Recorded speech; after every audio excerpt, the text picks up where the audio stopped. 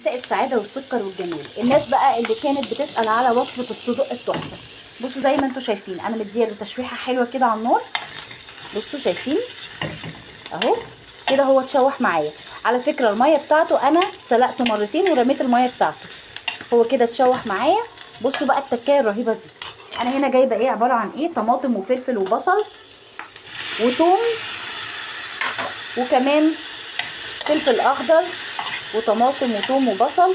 كل ده هياخد بقى كده ايه مع نفسه كده مع الخلطه بتاعتنا. وبصوا المكونات الرهيبه دي، صوص الباربيكيو وصوص الصويا ودبس الرمان. هقوم نازله بيهم على خليط الصدق بتاعي. استنوا بس عشان ايه افتح بس دبس الرمان. طبعا احنا عارفين ان دبس الرمان بيبقى تقيل شويه، فبحط حبه كده اهو شايفين. وهننزل بصوص الصويا شايفين. واخر حاجه خالص هننزل بيها هي صوص الباربيكيو.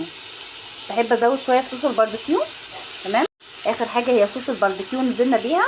بزود شويه في صوص الباربيكيو، هزود شويه ميه وراجع لكم. هنا بقى نزلنا بالميه نقلب تقليبه كويسه.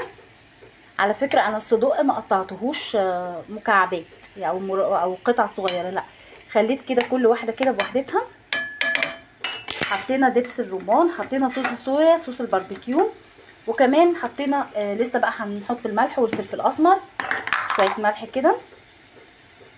وعودي نفسك ان انت الصدق ما تحطلوش ملح كتير لان هو اوريدي بيبقى فيه ملح. شويه فلفل اسمر. انا بقى بحب ايه ازود شويه في الفلفل الاسمر لان بيديله طعم حلو قوي. عندك كمون حطي كمان حبه كمون. المعلقه اللي جايه دي هتفرق كتير قوي. بصوا يا جماعه انا زي ما قلت لكم بجيب بهارات مشاوي، فدي بهارات مشاوي مع برياني. بزود شويه كده فيها عشان بتدي نكهه للصدق بتبقى حلوه قوي. انا كده حطيت على فكره معلقتين.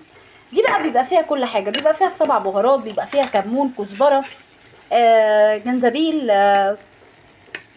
بصوا شايفين هو هيغمق شويه بس هيبقى طعمه في منتهى الجمال. سيبها بقى كده مع انها لنفسها.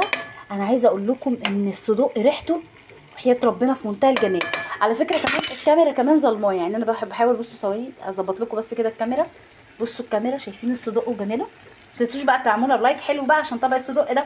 اشوفكم على خير ان شاء الله باذن الله في فيديو جديد، والسلام عليكم ورحمه الله وبركاته.